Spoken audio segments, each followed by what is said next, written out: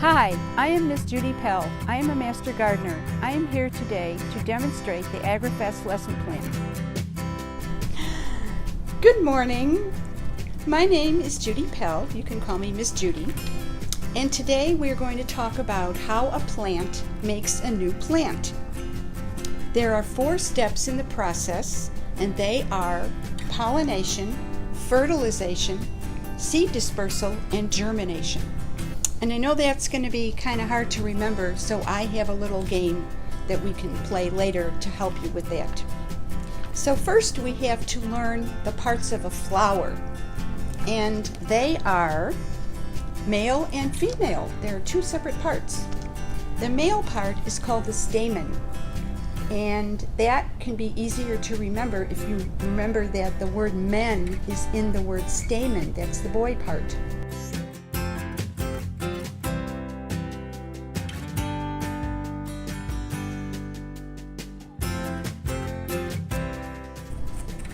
First, we need some way for the pollen from one flower to get to the stigma of another flower. So how do we do that? Well, it's called pollination. And most plants use the work of many small insects, because insects are really small. They can get down into the part of the flower that has the pollen and the stigma, and they can get the pollen, and when they fly to another flower, for example a bee, some of the pollen comes off on the bee, and as it flies around to another flower, that pollen falls on the other flower, and that starts the process.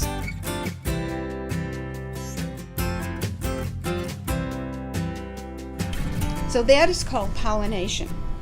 So I'm going to pass out these cards to you. Here are the cards, okay? And, and we're going to read from the pink card the side that says key concepts.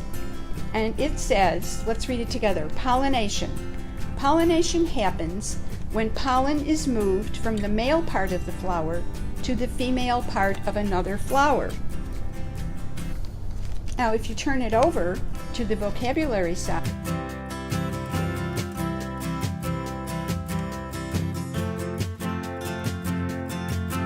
so just to review, let's review the parts of a flower, and you can look at this if you can't remember. So I'm going to point to one of these parts. You're going to look at the red part of the flower in these 6 little diagrams, and I'm going to point to one, and I want you to work with your partner. You 2 are partners, you 2 are partners, and you 2 are partners, and discuss with your partner what you think it is, and then we'll all get all together and say what that is. Okay, so what is this? Okay, and that is right, that is seeds. What is this one?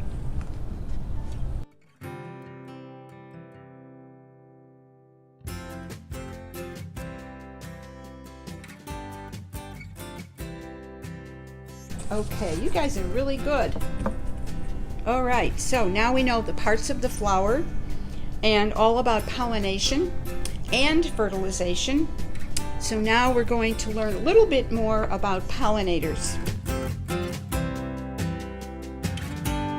So I'm going to show you pictures of animals, and mostly animals, sometimes something else, of a pollinator, or maybe it's not a pollinator. And I want you to put your hand on your chest and tell me thumbs up if you think it's a pollinator, or thumbs down if you think it's not a pollinator. So first of all, we have the bee. Right, that is a pollinator. We already know about that one. And next is a hummingbird.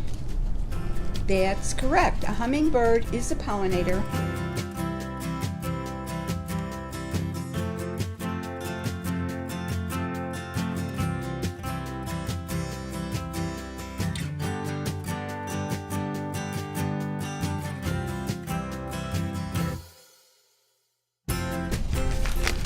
And the wind. How about the wind? Actually, yes, you're right. The wind does pollinate, because if I blow on this flower, I can get it out of here, you can see, nobody's going to miss that. You can see, got on me. You can see that some of the pollen came off onto the plate, because when I blow on it, it simulates the wind blowing. So now let's define pollination. Can you define pollination? So now that we have pollination and we have fertilization, because the pollen gets down into the female part and makes the seeds, we have the seeds are growing, and they are ready to come out of the part of the plant that they're in, the ovary. They're ready to come out. The petals fall off the flower, and the ovary grows large, and eventually it comes apart somehow, and the seeds fall on the ground, or the seeds are ready for something else to take it and spread it around. We call that seed dispersal.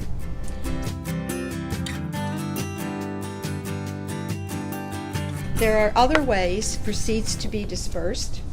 One is, of course, by the wind. Another is by water.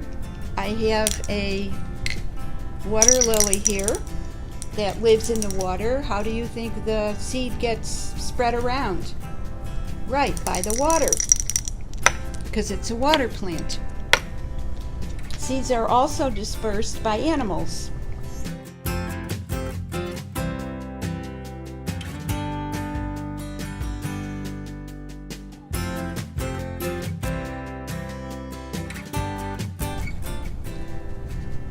So now let's read together in key concepts.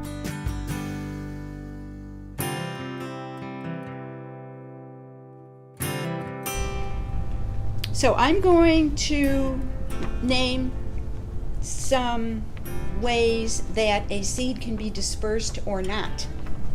And I want you to do the fist on your chest again. And when I mention something, I want you to put thumbs up for yes or thumbs down for no. Okay. This is how to understand the way seeds are dispersed.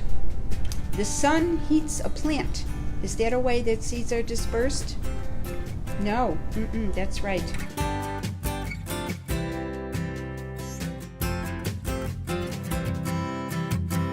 So now I want you to tell your partner 3 different ways that seeds disperse. And then we're going to talk about the 2 steps after pollination. Okay, you got the 3 ways that seeds disperse? Right. Wind, water, and animals. Okay, what happens after pollination? Okay, the last step in making a plant. The seed is on the ground, it's in a warm place, it's getting water from the rain, or maybe somebody decided to water it, and it starts to germinate. Germination happens when a plant develops from a seed. Let's read that from the key concepts, number 5. Okay, so what does that look like? Well, it looks like this. This is your seed. This is a bean seed. And here it's developing a tiny root. And here the roots are getting longer, and it's developing more roots.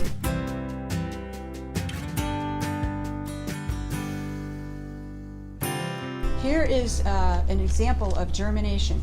This is the seed, and this is the way that it happens.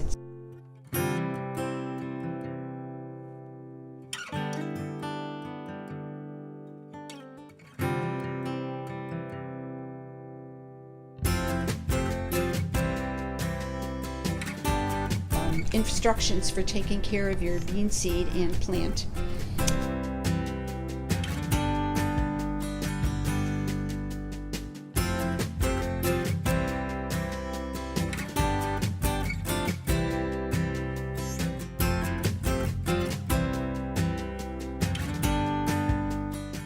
So now we're just going to review the 4 steps of making a new plant, and those are pollination, fertilization, seed dispersal, and germination.